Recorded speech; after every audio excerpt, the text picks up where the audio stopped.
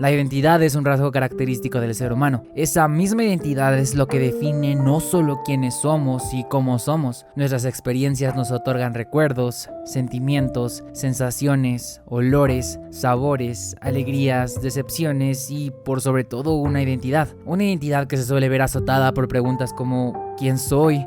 ¿Cuál es el motivo de mi existencia? ¿Y qué me mantiene vivo? Y esto es gracias a la manera en que podemos distinguir la representación que nos da la obra de lo que significa ser un individuo, la amistad, el desapego, que es el amor, el odio, la vida y la muerte.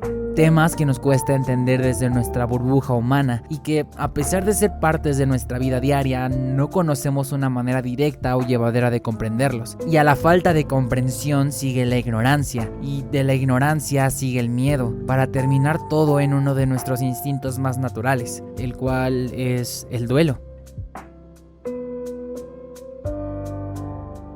El duelo es parte esencial de la existencia humana, ya que aunque no lo deseemos, terminamos desarrollando pilares emocionales sobre los cuales llegamos a construir nuestra estabilidad, y al momento en que estos se van, no sabemos de qué manera aproximarnos a esta pérdida, perdiendo todo sentido y encontrando nuestro único consuelo en las etapas del duelo. Las 5 etapas del duelo son claves al momento de afrontar cualquier pérdida o situación que pueda considerarse negativa para nuestra persona. De acuerdo a la psiquiatra Kubler-Ross, el duelo es el proceso psicológico al que nos enfrentamos tras las pérdidas, y que consiste principalmente en la adaptación emocional a estas, y la aproximación de esto es palpable durante el desarrollo de la trama y las protagonistas de Wonder Egg. Tanto Ai, Rika, Neiru y Momoe han sufrido una pérdida clara, la de la persona que desean rescatar de aquel destino tan penoso como lo es la muerte de un ser querido. Pero, ¿acaso esto es lo único con lo que lidian estas chicas? La negación de la pérdida es una reacción que se produce de forma muy habitual inmediatamente después de esta. Con frecuencia va de la mano a un estado de shock o la negación del propio sentimiento producto de la misma.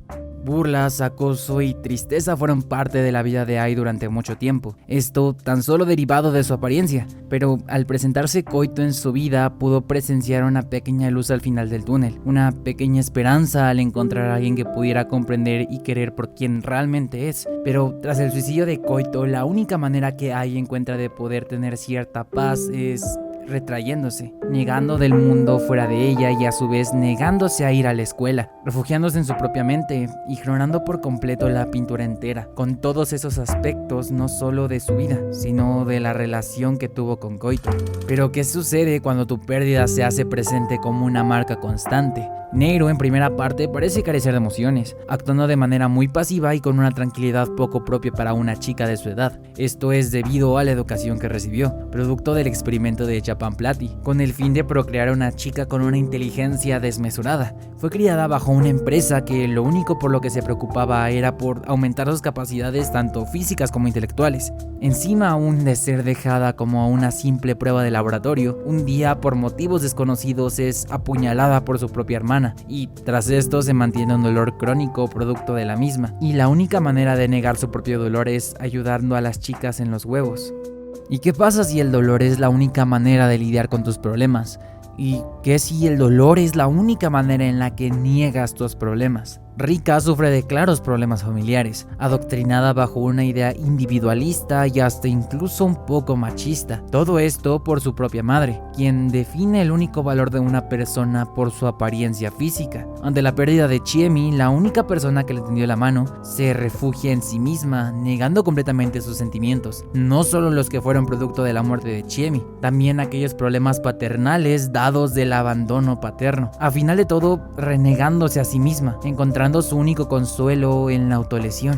Renegarse a uno mismo puede ser parte propia del duelo. Momoe ha sufrido una vida la cual siempre la dejó en el papel del chico, ante una sociedad que la trató y vio como tal, siendo su único escape a su lado femenino Haruka. Esta es la única persona de la cual recibió el trato de una chica, pero todo se derrumba al confesarle sus sentimientos hacia Momoe, quien ante esto y la muerte de su amada amiga empieza a negar de ese lado femenino que tantas desgracias le ha traído.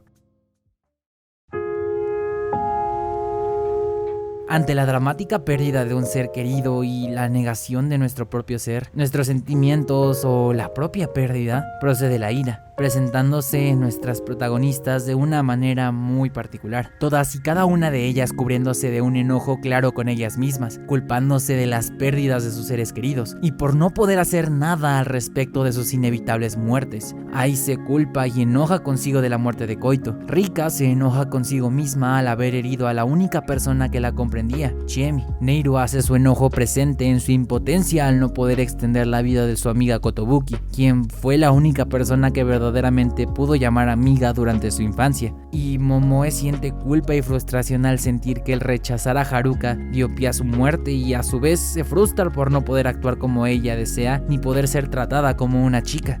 Y entonces llega el punto de quiebre, en el cual conocemos a todas nuestras protagonistas, la negociación. En esta fase, la persona guarda la esperanza de que nada cambie y de que pueda influir de algún modo en la situación. Esta oportunidad de negociar nos la presenta Aka y Uraaka, quienes aseguran devolverles la luz a aquellas chicas que la perdieron si encaminan a otras a su redención final, desligándose así de su trauma. Y en esta misma negociación, las propias chicas van comprendiéndose a sí mismas. El adentrarse en los traumas y problemas de las chicas que salvan les permiten a ellas mismas superar los propios, aceptándose poco a poco, incluso apoyándose entre ellas. Ai decide regresar a la escuela y encarar a su profesor con la duda sobre la muerte de Koito. Neiru se desprende de una vez por todas de Kotobuki, su amada amiga, quien seguía atando sus emociones, representando esa liberación al soltarse el cabello. Rika decide abrirse cada vez más, derribando esa barrera que no le permitía externalizar sus sentimientos. Y por último, Momoe entiende que su feminidad no está atada al cómo luzca, que tus rasgos no definen quién eres y tu identidad a fin de cuentas la decides tú misma.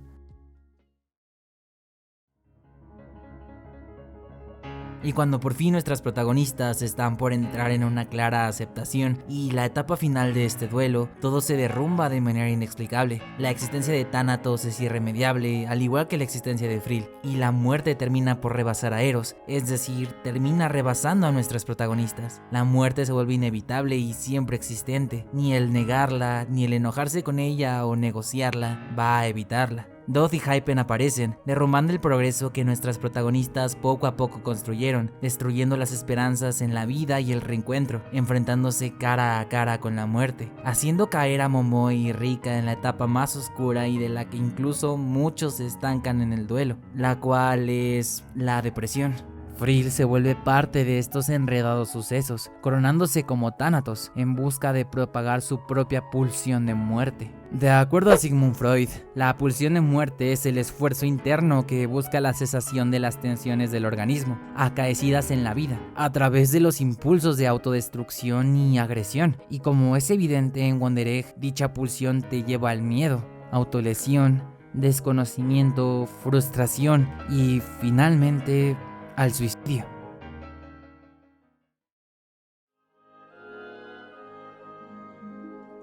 Pero al final de todo, cuando te encuentras en lo más bajo que puede llegar tu ser, es cuando encontramos un tramo de luz que termina por desencontrar nuestra tristeza, volviendo al color de la vida una vez más. Después de las fases de negación, ira, negociación y depresión, llega la aceptación de la pérdida y la llegada de un estado de calma asociado a la comprensión de que la muerte y otras pérdidas son fenómenos naturales en la vida humana. Justo como Ai comprende la visión de su persona, entiende sus miedos, inseguridades y deseos provenientes de su otro yo, pero a su vez de sí misma, atendiendo sus problemas conforme a lo aprendido en sus nuevas experiencias, abrazando de una vez por todas su pasado, afrontando lo que le causaba daño y al final de todo resurgiendo de ese hoyo llamado depresión, viendo de frente a aquel hermoso y ansiado deseo del ser humano, la aceptación.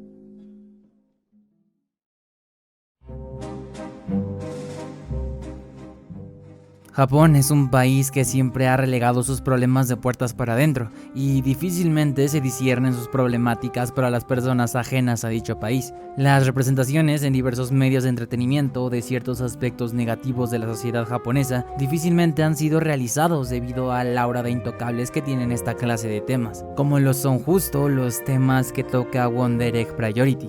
Japón tiene el indecoroso tercer lugar en lo que se refiere al número de suicidios totales registrados durante el año 2020, que fue el año con la segunda mayor tasa de suicidios de toda su historia. Alrededor de 6 millones de nipones padecen algún tipo de trastorno depresivo. Sin embargo, los antidepresivos cuentan con muchísimas restricciones, tanto como en su adquisición como en su recomendación. Asimismo, la tasa de suicidios aumenta cada año, mientras que las terapias psicológicas mantienen sus números e incluso acudir al psicólogo es mal visto por la sociedad, ya que la depresión es vista como el resfriado del alma, con una clásica visión de la misma como una simple falta de motivación o falta de espíritu.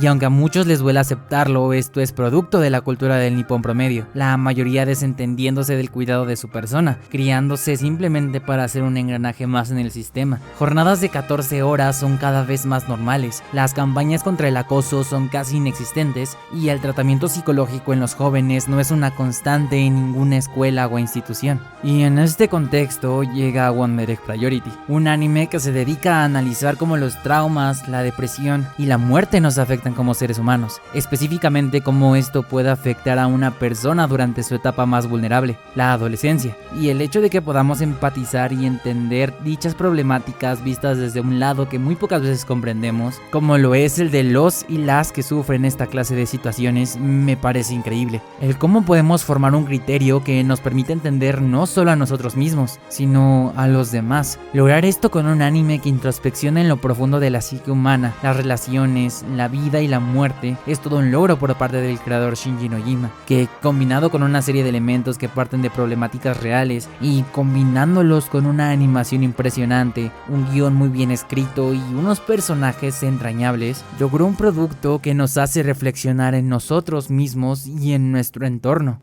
Y es por esto que considero a One Direct Priority uno de los mejores animes y más importantes de esta última década.